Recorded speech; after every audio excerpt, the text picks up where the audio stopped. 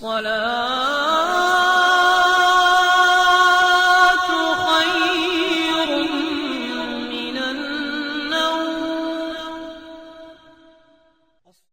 باللہ من الشیطان الرجیم، بسم اللہ الرحمن الرحیم۔ السلام علیکم ورحمۃ اللہ وبرکاتہ۔ میرے عزیز بھائیو بہنوں اور بچوں، آج میں آپ سے ایک ایسا مجرب وظیفہ شیئر کرنا چاہتا ہوں جس کے بارے میں اکثر لوگ مجھ سے پوچھتے ہیں، اور بہت سارے ایسے سوالات مجھ سے پوچھتے ہیں کہ ہماری بچیاں جوان بیٹھی ہیں، رشتے آتے ہیں، رشتے آتے نہیں، یا اگر آتے ہیں تو وہ دوبارہ رابطہ نہیں کرتے، یا بچے جوان ہیں تو ان کے لیے بھی کوئی رشتہ نہیں آ رہا، اور نہ ہی کوئی ایسا سبب بن رہا ہے، اور اگر کوئی رشتہ آتا بھی ہے تو وہ ان کے معیار کے مطابق نہیں ہوتا۔ تو میرے عزیزو، اس وجہ سے لوگ بہت پریشان ہیں۔ ایسے لوگ جو ان معاملات میں پریشان ہیں، ان کے لیے میں ایک بہترین اور ایک بابرکت اور کامیاب وظیفہ بیان کرتا ہوں آج کی اس ویڈیو میں۔ بہت ہی آسان وظیفہ ہے۔ وہ لڑکا یا لڑکی جن کے رشتے نہیں آتے وہ خود یہ وظیفہ کر لے، اور ان کے والدین بھی کر سکتے ہیں، والد کر لے یا والدہ کر لے۔ یہ بہت اہم رشتے ہیں۔ اگر ان کے علاوہ کوئی اور کرے گا تو وہ اتنی طاقت نہیں رکھے گا جتنا بذات خود عمل کیا جائے۔ ایک فکر سے، ایک غم سے، ایک درد سے وہ شخص کرتا ہے، اور یہاں یہ درد جتنا ماں کو ہوتا ہے اپنی اولاد کے بارے میں، تو اس کا اندازہ صرف ماں ہی لگا سکتی ہے، یا والد جتنا پریشان ہوتا ہے اپنی اولاد کے بارے میں، تو یہ آپ اچھی طرح جانتے ہیں کہ اتنا کوئی اور پریشان نہیں ہوتا۔ تو یہ وظیفہ جس کی شادی نہیں ہو رہی یا رشتے نہیں آ رہے، وہ لڑکی لڑکا خود بھی کر سکتے ہیں، اور ان کے والدین میں سے کوئی بھی کر سکتا ہے، اور یہ زیادہ بہتر ہے اگر ایک سے دو کریں، یعنی اگر یہ والا وظیفہ جس کا رشتہ نہیں ہوتا وہ بھی کرے، اور والدین میں سے بھی اگر کوئی ایک یا دونوں کریں گے تو اس کا اثر انشاءاللہ چند دنوں میں ہوگا۔ اور اگر اس حساب سے آپ کر لیں تو مجھے اللہ کی رحمت سے امید ہے کہ 11 دنوں سے لے کر 21 دنوں میں انشاءاللہ بہت اچھا اور بہترین رشتہ آپ کو ملے گا جو پسند بھی آئے گا۔ اور وظیفہ بیان کرنے سے پہلے میں چھوٹا سا واقعہ آپ کے ساتھ شیئر کرتا ہوں، اور یہ واقعہ ہمارے معاشرے کا المیہ ہے۔ جو واقعہ میری نظروں سے گزرا ہے وہ میں آپ کو بیان کرتا ہوں، اور انہی کی زبانی بیان کرتا ہوں۔ اگر ہو سکے تو اس ویڈیو کو آخر تک ضرور دیکھیے گا، اس میں سے ہمیں بہت کچھ ملے گا انشاءاللہ۔ جو واقعہ میری نظروں کے سامنے سے گزرا ہے وہ ایک لیڈی ڈاکٹر کا ہے۔ وہ بیان کرتی ہیں کہ میں ایک ڈاکٹر ہوں، اور ایک دن میں ڈیوٹی پر موجود تھی کہ ایک خودکشی کا ایمرجنسی کیس آ گیا، اور خودکشی کرنے والی لڑکی کا نام، یہاں پہ ہم اس کا نام فائقہ فرض کر لیتے ہیں، تو خودکشی کرنے والی لڑکی کا نام فائقہ تھا۔ اور وہ ڈاکٹر کہتی ہے کہ میں نے اپنی 8 سالہ کیریئر اور گزری زندگی میں پہلی بار اتنی خوبصورت ترین لڑکی دیکھی تھی۔ مریضہ حالت بے ہوشی میں تھی، اور اس کو اٹھا کر ہسپتال پہنچانے والے اس کے والدین تھے۔ والدین بھی ماشاءاللہ بہترین پرسنالٹی کے مالک تھے، مگر اس وقت بیٹی کے عمل نے ان کی حالت کو قابل رحم بنا رکھا تھا۔ وہ ڈاکٹر کہتی ہیں کہ پتہ نہیں کیوں مجھے لڑکی پر پیار اور اس کے والدین کی بے بسی دیکھ کر بے انتہا ترس آ رہا تھا۔ لڑکی کو آپریشن تھیٹر لایا گیا۔ آپریٹ کرنے کے بعد اس کو وارڈ میں منتقل کر دیا گیا تھا، اور والدین کو بتا دیا گیا کہ لڑکی کی حالت خطرے سے باہر ہے۔ لڑکی کی خیریت کا پتہ چلتے لڑکی کا والد غربا میں کچھ تقسیم کرنے کے لیے نکل گیا، کچھ صدقہ خیرات وغیرہ۔ مختصر لڑکی کی ماں نے جو کہانی سنائی وہ کچھ یوں تھی۔ لڑکی کا نام فائقہ ہے اور فائقہ نے ٹیکسٹائل انجینئر کر رکھی ہے۔ پڑھائی کے بعد تمام والدین کی طرح فائقہ کے والدین کی بھی خواہش تھی کہ وہ اپنے گھر کی ہو جائے، اس لیے انہوں نے فائقہ سے اس کی پسند کے متعلق پوچھا تو فائقہ نے مشرقی لڑکیوں کی طرح فیصلے کا اختیار اپنے ماں باپ کو دے دیا، اور والدین نے فائقہ کے رشتے کی بات چلائی تو فائقہ کو دیکھنے کے لیے ایک فیملی آئی۔ لوازمات اور خدمات سے مستفید ہونے کے بعد عورتیں فائقہ کے کمرے میں آئیں۔ کسی نے فائقہ سے چل کر دکھانے کی فرمائش کی، کسی نے بولنے اور کسی نے فائقہ کے ہاتھ کی چائے پینے کی فرمائش کی۔ اس کے بعد اجازت لے کر وہ چلے گئے اور چند دن بعد بنا کوئی بات بتائے رشتے سے انکار کر دیا۔ فائقہ کے لیے یہ پہلی بار تھی جب وہ ریجیکٹ ہوئی، مسترد ہوئی، مگر اس کے والدین کی تسلی نے فائقہ کو حوصلہ دیا اور ایک بار پھر فائقہ کو دیکھنے کے لیے ایک فیملی آئی۔ انہوں نے بھی کھانے سے فارغ ہونے کے بعد فائقہ کے ہاتھ سے چائے پینے کی فرمائش کی اور چائے پینے کے بعد اجازت چاہی۔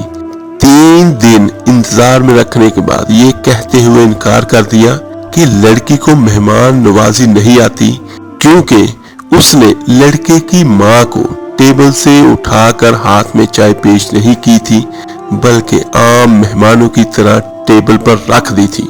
اس انکار پر فائقہ کے ساتھ ساتھ اس کے والدین بھی اندر سے ٹوٹ پھوٹ گئے، مگر اللہ تعالیٰ کی رضا سمجھ کر صبر کر رہے تھے۔ پھر ایک نئی فیملی آئی۔ اس فیملی کی خواتین کے بیٹھتے ہی فائقہ نے ان کے جوتے تک اپنے ہاتھوں سے اتارے، وہیں بیٹھے بیٹھے ہاتھ دھلوائے اور پھر چائے پیش کی۔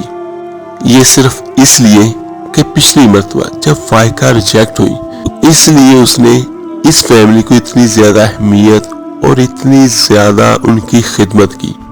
لیکن ہوا کیا، اس فیملی نے ایک ہفتے بعد یہ کہتے ہوئے انکار کر دیا کہ آپ کی بیٹی پر جنات کا سایہ ہے، ورنہ کوئی بھی میزبان پہلی بار گھر آئے مہمان کی اتنی خدمت کہاں کرتا ہے۔ میرے عزیزو، یہ ہمارے معاشرے کے بہت سارے گھروں میں اسی طرح کی دردناک کہانیاں ہوتی ہیں۔ پھر فائقہ کی والدہ کہنے لگی کہ پچھلے 8 سالوں میں 100 سے زائد لوگ رشتہ دیکھنے آئے، مگر کوئی نہ کوئی عیب نکال کر چلے گئے۔ کل ایک فیملی آئی، انہوں نے لڑکی کو باقی ہر لحاظ سے ٹھیک قرار دیا، مگر یہ کہتے ہوئے انکار کر دیا کہ فائقہ کی عمر زیادہ ہو گئی ہے، اور ساتھ ہی احسان جتاتے ہوئے کہا کہ اگر آپ زیادہ مجبور ہیں یا کہتے ہیں تو ہمارا ایک 48 سالہ بیٹا ہے جس کی اپنی دکان ہے، تو ہم اس کے لیے فائقہ کا رشتہ قبول کر لیتے ہیں۔ اتنا کہتے ہوئے فائقہ کی ماں سسکیاں لے کر رونے لگی اور کہنے لگی آپ بھی تو ماں ہے، سوچے ماں جتنی بھی مجبور ہو غیروں کے سامنے کیسے کہہ سکتی ہے۔ اور پھر وہ کہنے لگی میری بیٹی کل سارا دن میرے سینے سے لگ کر روتی رہی اور کہتی رہی ان لوگوں کے معیار تک آتے آتے میری عمر زیادہ ہو گئی ہے، اور پھر نہ جانے کب اس نے دنیا کو الوداع کہنے کا فیصلہ کر لیا، کیونکہ وہ کہتی تھی میرا منحوس سایہ میری بہن کو بھی والدین کی دہلیز پر بوڑھا کر دے گا۔ اور ڈاکٹر کہتی ہے کہ میں نے فائقہ کی والدہ کو پانی پلایا، اتنے میں اس کا والد اور پیچھے وارڈ بوائے داخل ہوا اور آ کر بتایا کہ فائقہ کو ہوش آ گیا ہے۔ فائقہ کی ماں بجلی کی تیزی سے وارڈ میں پہنچی، فائقہ کا سر اٹھا کر سینے لگا کر اس کو بیٹھ گئی۔ ڈاکٹر کہتی ہے کہ میں اور فائقہ کا والد ایک ساتھ کمرے میں داخل ہوئے۔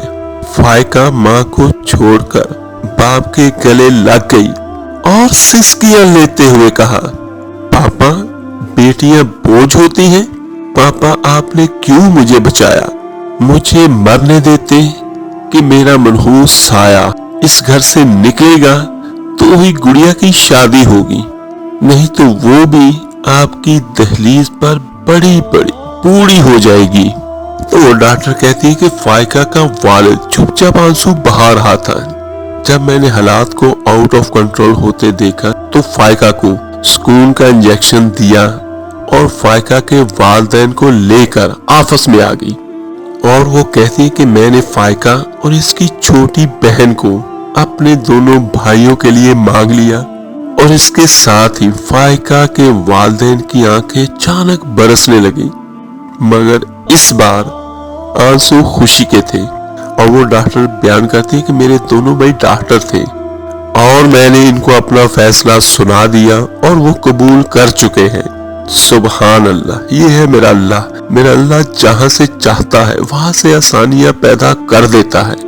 اس واقعے کے بعد میری آپ لوگوں سے ایک التجا ہے، ایک اپیل ہے، ایک درخواست ہے کہ آپ شادی عورت سے کر رہے ہیں، جنت کی حور سے نہیں، اور اللہ کے لیے کسی کی بیٹی کو ریجیکٹ کرنے سے پہلے اس کی جگہ اپنی بیٹی رکھ کر سوچیں۔